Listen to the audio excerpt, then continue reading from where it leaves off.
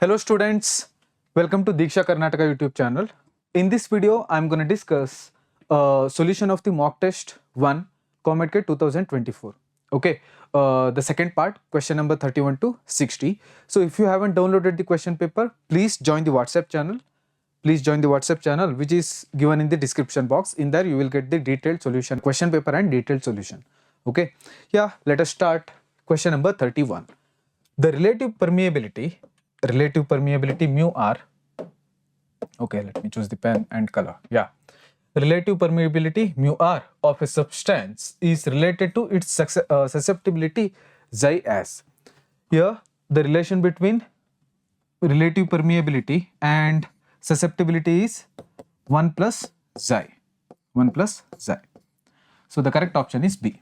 Okay, yeah. Next one, question number 32. Magnetic field intensity is defined as magnetic moment per unit volume. Wrong. Number of magnetic field lines crossing per unit area. Okay, that is the definition of the magnetic field intensity. Option B says magnetic induction force. Okay, wrong. Option C says number of lines of force crossing per unit area. This is correct, right? Option D says number of lines of force crossing per unit volume. Wrong. So the correct option is C. Next question, question number 32. A paramagnetic liquid is taken in a U tube and arranged so that one of its limbs is kept between pole pieces of the magnet. The liquid level in the limb. Okay, so what happens? Liquid level in the limb rises or goes down. Okay, here this is the U tube, right?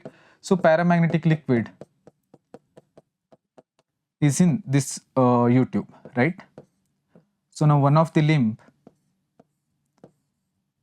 is placed between the poles, right? So we know that paramagnetic material or paramagnet is feebly attracted to the magnet, right? Isn't it? So the level will rise up, isn't it? So the correct option is B. Okay, next question, question number 34. A long straight wire of a circular cross section radius A carries a steady current I and the current I, okay, steady current I, and the current I is uniformly distributed across the cross section. Which of the following plots represents the variation of magnitude of magnetic field B with distance r from the center of the wire? Okay, so let us draw the diagram. So this is the wire. Okay, so this is the axis of the wire. Okay, so they are asking they are asking you to plot the B versus R graph. Okay, plot B versus R graph as you move away from the wire, right? So from the center of the wire or from the axis of the wire to surface of the wire, magnetic field increases, right, as you move away from the axis of the wire. How? We know that magnetic field inside the wire B equal to mu naught IR divided by 2 pi r cube, right? Isn't it? Mu naught IR divided by 2 pi r square. Okay, r is the radius of the cylindrical wire, right? So how we got this formula? We know that current density J equal to current I divided by area, right? Area is pi into r square, right? So let's take small element here. R is radius, right? So now the current density is same. So J equal to capital I divided by pi into capital R square. So these two J's are same, right? Current density is same. Pi will get cancelled. So I equal to IR square, small r square divided by capital R square, right? So now magnetic field due to the long wire, right? So magnetic field due to the long wire is B equal to mu naught I divided by 2 pi r, right? So here small I is equal to IR square divided by R square, right? IR square divided by R square. So now B, magnetic field B will be equal to this one, mu naught IR divided by 2 pi R square, right? Okay, So from this I can conclude that B is directly proportional to R, right? B is directly proportional to R. Let us draw the plot here. B and R. As you move away from the axis of the wire, what happens? Magnetic field increases linearly, right? Here this is R. So now as you move away from the surface of the wire, what happens? B, the magnetic field B equal to mu naught I divided by 2 pi R. Okay, 2 pi small r. 2 pi R. So B is inversely proportional to R. So it decreases inversely like this, 1 by R. Okay, so the correct option is A. Understood? Yeah. Next question, question number 35. The torque required to hold the small circular coil of 10 turns, area 1 millimeter square. Here 1 millimeter square is 10 to the power minus 6 meter square. Okay, and carrying a current of 21 by 44 ampere. So this is I1. I1 is 21 by 44 ampere. In the middle of the long solenoid of 10 to the power 3 turns per meter. Okay, so this is the value of N.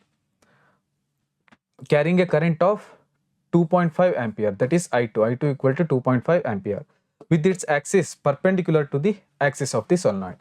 Okay, its axis is perpendicular to the axis of the solenoid, right? So here we need to find torque. Torque tau equal to mb sin theta.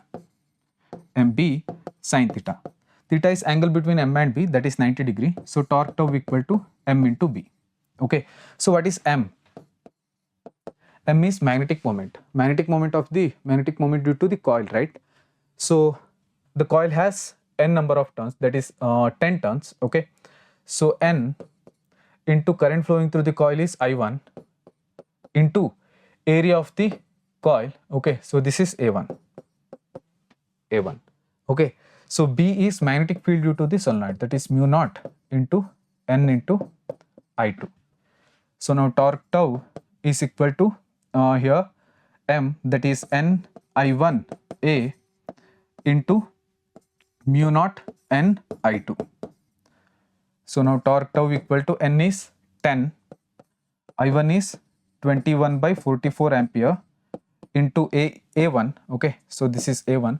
A1 is 10 to the power minus 6 meter square into mu naught is 4 pi into 10 to the power minus 7 into N. N is 10 to the power 3 and I2 is 2.5 ampere.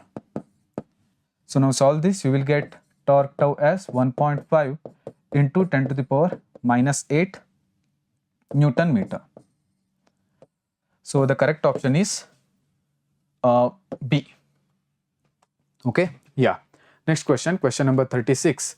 The angular momentum of an electron in hydrogen atom is 3h by 2 pi.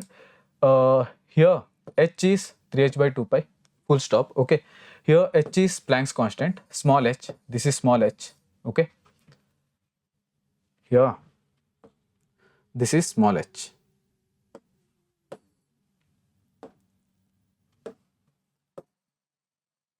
Okay, so this is small h. H is Planck's constant. The kinetic energy of the electron is, here the energy of the electron in the nth orbit of the hydrogen like atom is E equal to minus, in hydrogen atom, okay, not hydrogen like atom, so minus 13.6 electron volt divided by n square. Okay, so now what is the value of n?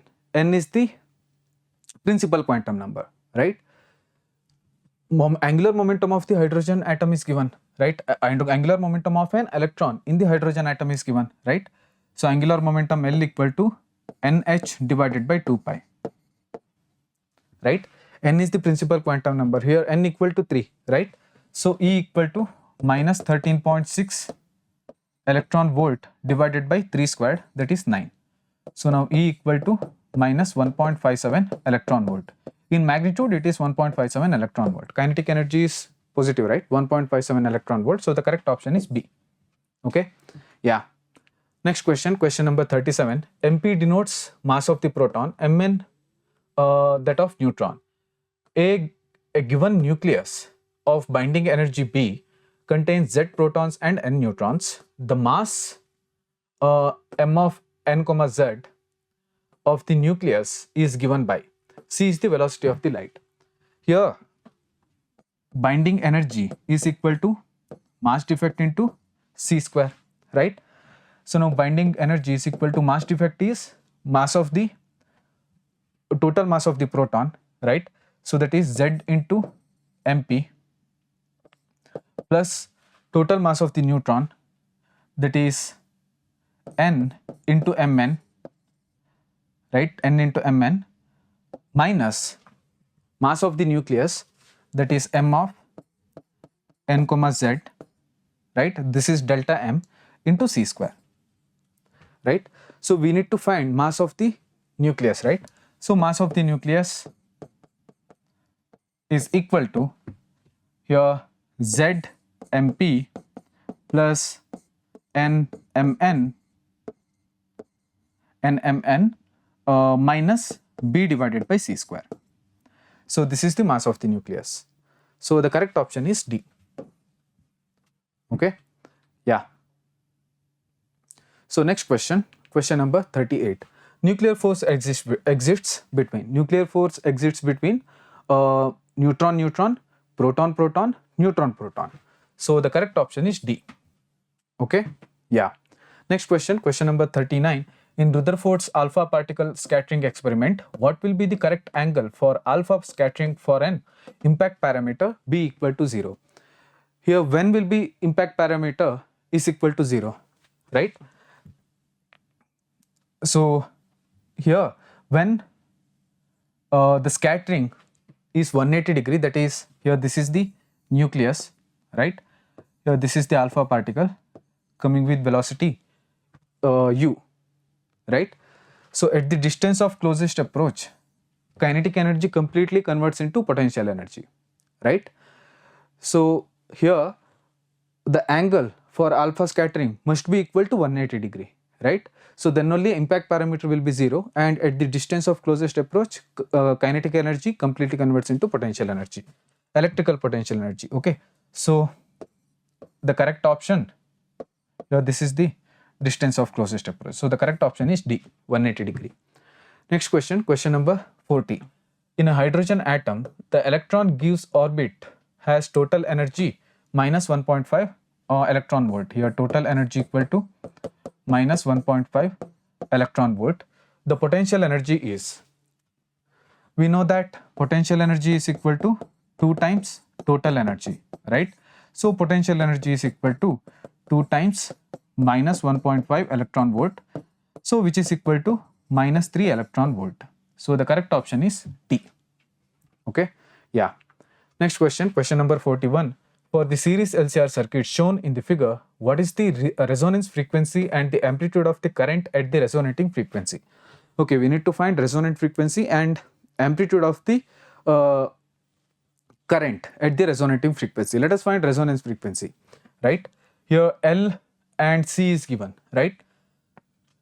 So here what is the condition for resonance?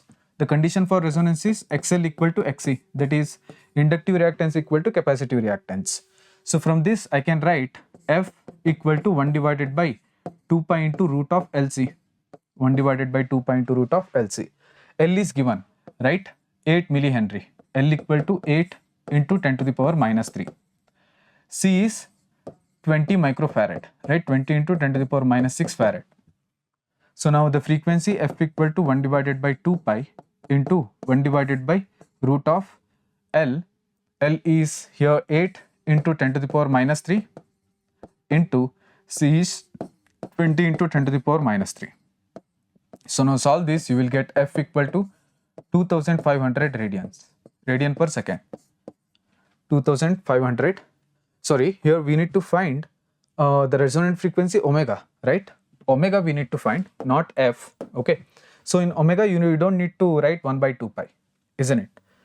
So don't need to write 1 by 2 pi. Okay, don't need to write 1 by 2 pi. Here omega, right? omega equal to 2500 radian per second. Okay, we have found the resonant frequency, right? Resonating frequency. So let us find the current, right? So now the current I equal to VR divided by R. So now current I equal to VR is 220 volt, right? 220 divided by R, that is 44. So 11 fours are 44. Here 11 twos are 22. Then 0. So 20 by 4 is 5. So 5 ampere.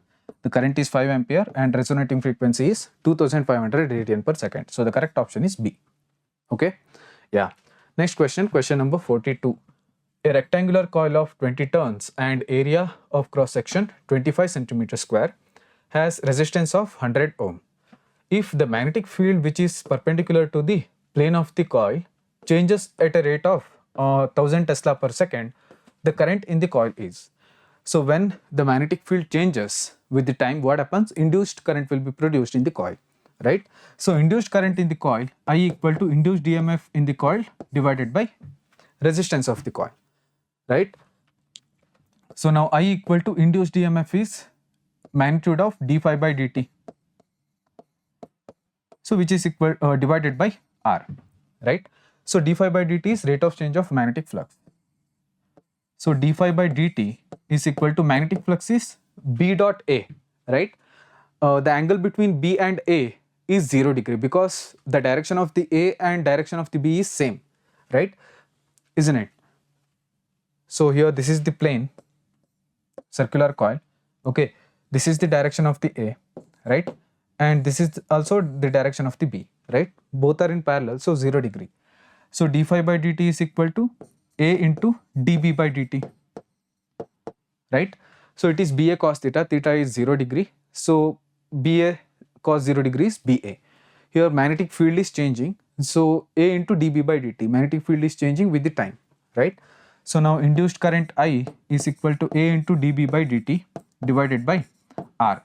So now substitute the values. I equal to A is 25 centimeter square, that is 25 into 10 to the power minus 4 into 20, okay?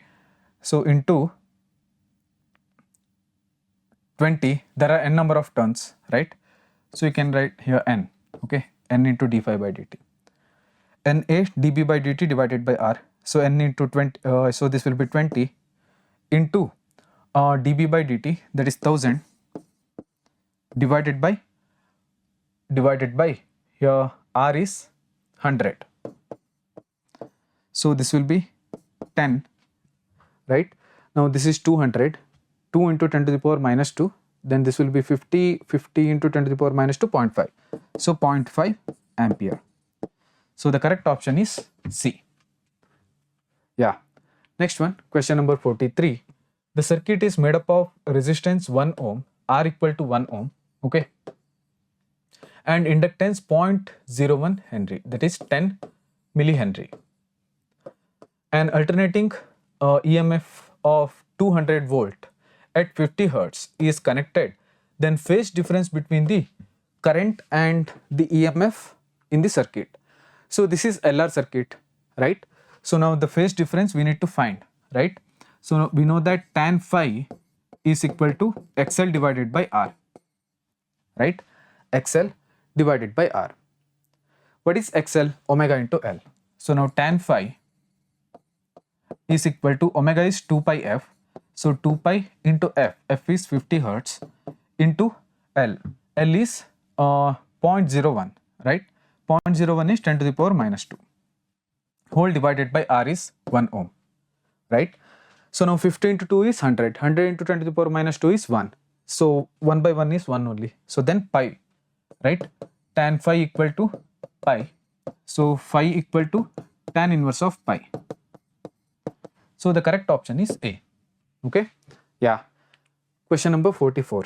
A sinusoidal voltage of peak value 283 volt and frequency 50 hertz is applied to a series LCR circuit in which R equal to 3 ohm, L equal to 25.48 millihenry, C equal to 796 microfarad. the impedance of the circuit is, direct question, right? So impedance of the circuit Z equal to root of R square plus XL minus XC whole square, right? So Z equal to root of R square is, okay, I will write R square plus XL, that is omega into L minus 1 divided by omega C whole square. So now Z equal to root of R square, R is here 3 squared, sorry, R is 3, so 3 square plus omega is 2 pi f, right? F is 50 hertz, so this will be 100 pi into L is 25.48 minus 1 divided by omega is again 100 pi into 796 microfarad. Okay, into 10 to the power minus 3 is there here.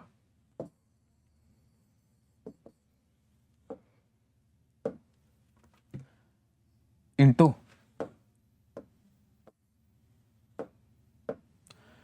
into 10 to the power minus 3 minus 1 divided by omega is 100 pi into 796 into 10 to the power minus 6 whole square. Okay, so now solve this, you will get Z as 5 ohm. This is the impedance of the circuit. So the correct option is B. Okay, next question, question number 45. An AC source is connected to a resistive circuit. Which of the following is true? Current leads ahead of voltage in phase. Wrong.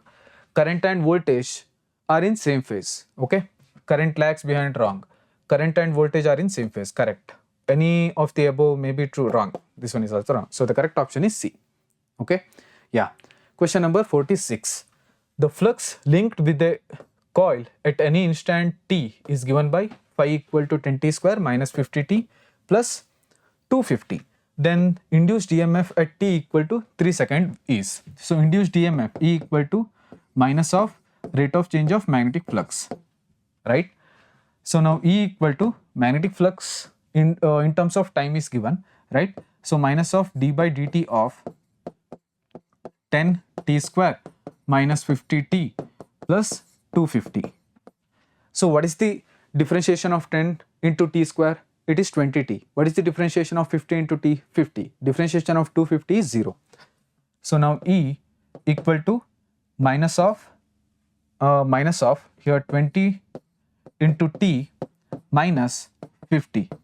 We need to find at t equal to 3 seconds what is the induced EMF produced in the coil, right? So E equal to, here t is 3 seconds, right? 20 into 3 is 60, right? 60 minus 50 is 10. So minus 10 volt. Minus 10 volt. So the correct option is A. Next question, question number 47. A capacitor has capacitance C and reactance X. If capacitance and frequency become double, then reactance will be. Okay, we know that reactance X equal to XC. Okay, X equal to X, which is equal to 1 divided by omega into C.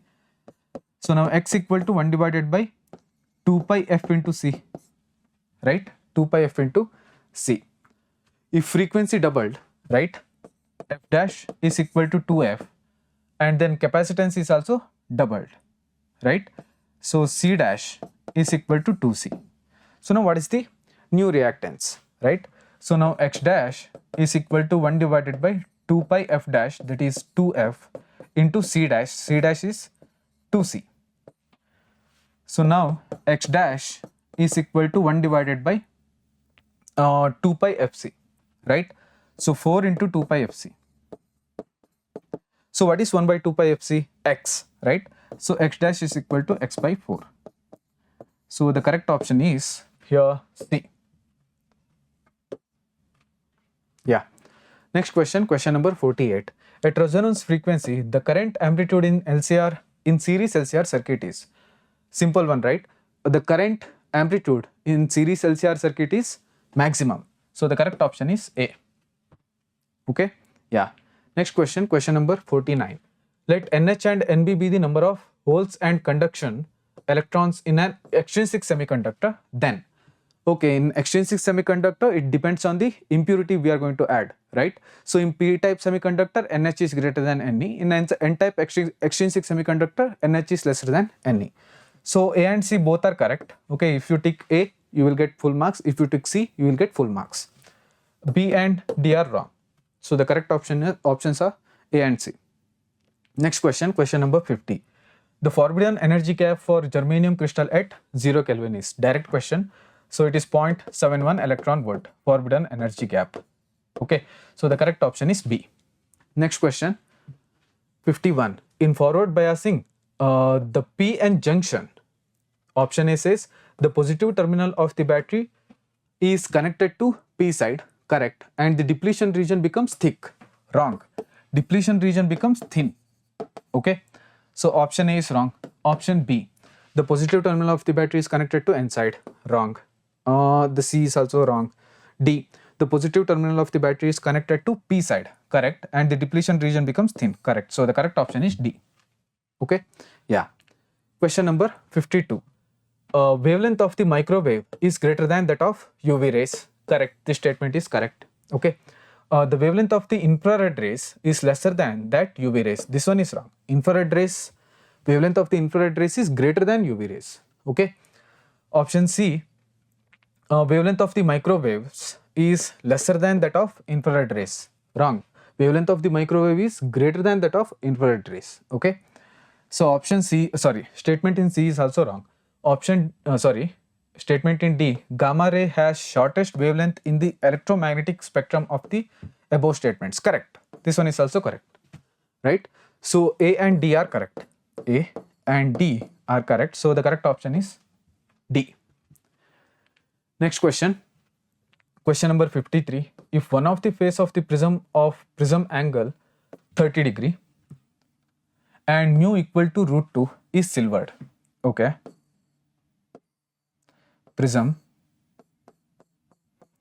this face is silvered, angle of prism is 30 degree. The incident ray retraces its initial path.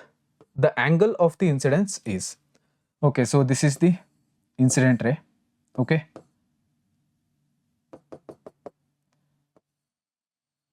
so then it retraces its initial path, right? So this is R. Okay, let's say this angle is X. Here this will be 90 degree, right? So the angle of incidence, we need to find the angle of incidence, right? So this angle is 30 degree, this angle is 90 degree. So what about this angle? 60 degree, right? 60 degree. Here refractive index is √2. If this angle is 60 degree, then R will be 30 degree, right? Why? Because X plus R equal to 90 degree, right? X plus R equal to 90 degree, isn't it? X equal to 60 degree, so R has to be 30 degree, right? So here we need to find the angle of incidence. Apply Snell's law at this point, right? Apply Snell's law at this point. So now here mu1 into sine I equal to mu2 into sine R, right? So this is the Snell's law. Mu1 is 1 into sine I, mu1 into sine I equal to mu2 is √2 into sine R. R is 30 degree. So now sine I is equal to √2 divided by 2. √2 by 2 is 1 by 2, right? So now I equal to sine inverse of 1 by √2. Okay. So this is 1 by √2, not 1 by 2, 1 by √2. So sine inverse of 1 by √2 is pi by 4, that is 45 degree. The correct option is C. Okay. Yeah. Next question, question number 54. The power and type of lens by which person can see clearly the distant objects if the person cannot see objects beyond 40 centimeter. Okay. Here the person wants to see beyond 40 centimeter image. Person wants to see the object or image of the object beyond 40 centimeter, right? Isn't it? So 40 centimeter and beyond 40 centimeter. Okay. Here person can see the image up to 40 centimeter. So V equal to minus 40 centimeter, right? V equal to minus 40 centimeter. He wants to see the image beyond 40 centimeter, right? So U equal to minus infinity, right? U equal to minus infinity.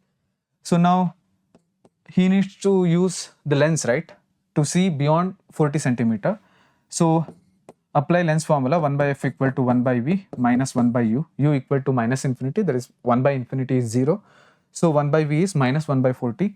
So f equal to minus, here f equal to 40 centimeter, okay, minus 40 centimeter, f equal to minus 40 centimeter. So power will be equal to minus 2.5 diopter, okay. So here he has to use concave lens, okay. So he has to use concave lens, concave lens. So the correct option is A. Understood? Because the focal length of the concave lens is negative, right? Yeah. Next question, question number 55. Coherence is a measure of, direct question, coherence is a measure of capability of producing interference by wave. Yeah. Option A is the correct answer. Question number 56. Two beams of light of intensity I1 and I2 interference to give an interference pattern. If the ratio of the maximum intensity to that of minimum intensity is 25 by 9, then I1 by I2 is. Okay. So here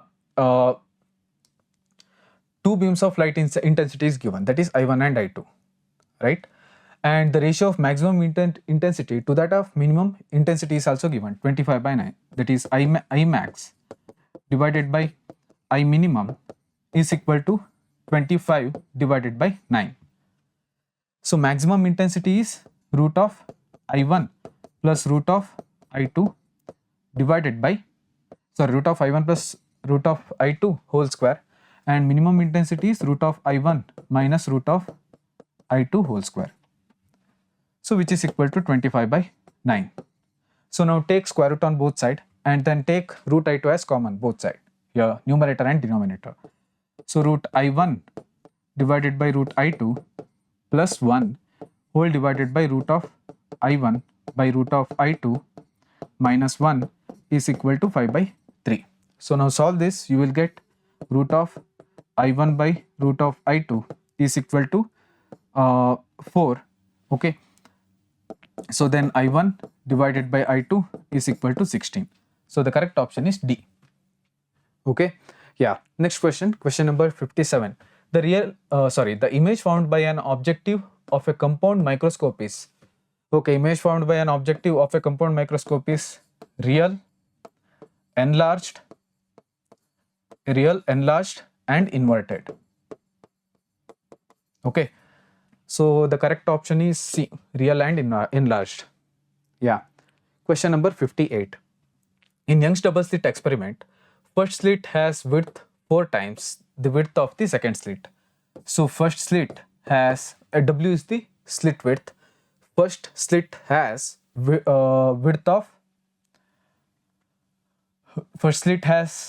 4 times the width of the second slit. So that is 4 times W2. W2 is slit of second.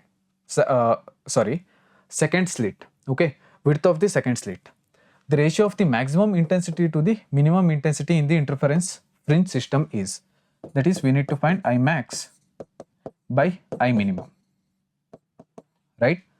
Okay, we know that intensity of the light is directly proportional to the, okay, intensity of the light directly proportional to the slit width, right? Okay, so now here I1 divided by I2 is equal to W1 divided by W2, right? So which is equal to 4, right? I1 by I2 is equal to W1 by W2 is equal to 4. So I max is root of I1 plus root of I2 whole square, and I minimum is root of I1 minus root of I2 whole square. So which is equal to I max by I minimum, right? I max by I minimum, I max by I minimum. So now take root of I2 both side. Okay, root of I2 common as both side. So here on numerator and denominator. Now root of I2 will get cancelled. Then root of I1 divided by root of I2 plus 1 whole square whole divided by root of I1 divided by root of I2 minus 1 whole square, right? So this is equal to I max by I minima.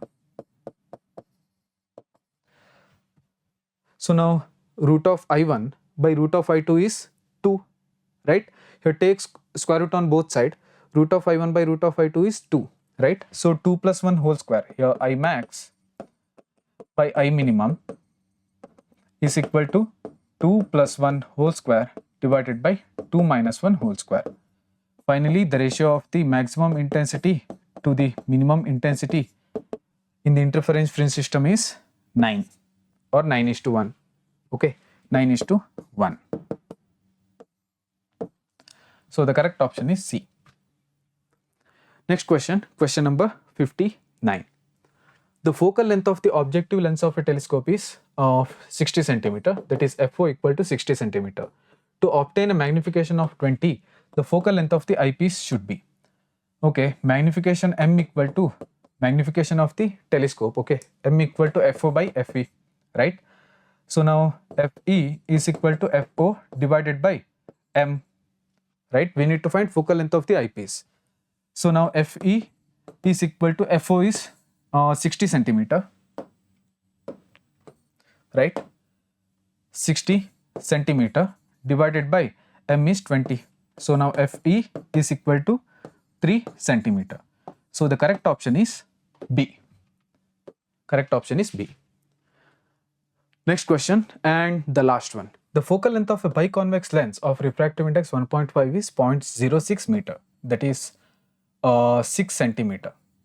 Okay, here mu is 1.5, refractive index of the glass with respect to the air. Okay, radii of curvature are in the ratio 1:2, that is R1 divided by R2 is equal to 1/2, right? Then radii of curvature of two lens surfaces are, okay, we need to find radii of curvature of two lens surfaces, right? So here R2 is equal to 2 times R1, right? R2 is equal to 2 times R1. So here this is the focal length of the biconvex lens. Sorry, this is the biconvex lens. Okay, here this is R1, okay, and this will be R2. So this is the direction of the incident ray. Okay, the direction of the measurement of incident ray is same with the direction of the measurement of R1, right? Direction of the measurement of incident ray is same with the direction of the measurement of R1. So R1 is positive, right? And direction of incident of ray is in opposite with the direction of the measurement of the R2, right? So R2 is negative. So apply lens maker's formula, 1 divided by F equal to mu minus 1 into 1 by R1 minus 1 by R2. So R2 is negative, right? Isn't it?